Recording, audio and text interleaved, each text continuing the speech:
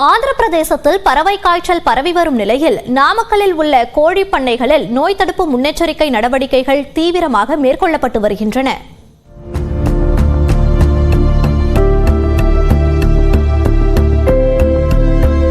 தமிழ்நாட்டின் அண்டை மாநிலமான ஆந்திர பிரதேசத்தில் பறவை காய்ச்சல் உறுதி செய்யப்பட்டுள்ளது. கிழக்கு கோதாவரி, மேற்கு கோதாவரி உள்ளிட்ட மாவட்டங்களின் பல்வேறு பகுதிகளில் நாள்தோறும் ஏராளமான பறவைகள் உயிரிழக்கின்றன.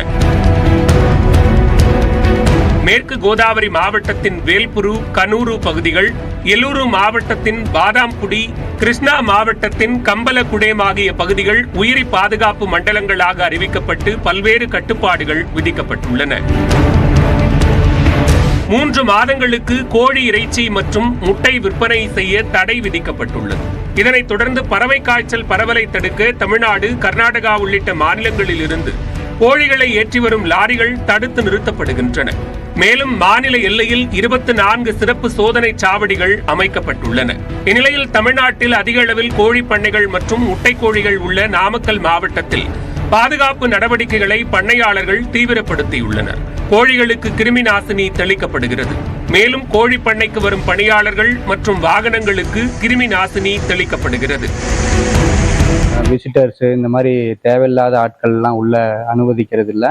அதே மாதிரி வெளிவண்டி உள்ள வந்தாலுமே ஃபுல்லாக டிஸ்இன்ஃபெக்டன்ட், அதாவது பயோசெக்யூரிட்டி ஃபோர்ஸ் செக்யூரிட்டி மூலிமா எல்லா வண்டிகளுமே மருந்து வந்து மேலே வந்து தெளிச்சுட்டு, டயரு எல்லாமே தெளிச்சுட்டு தான் உள்ளே போகுதுங்க.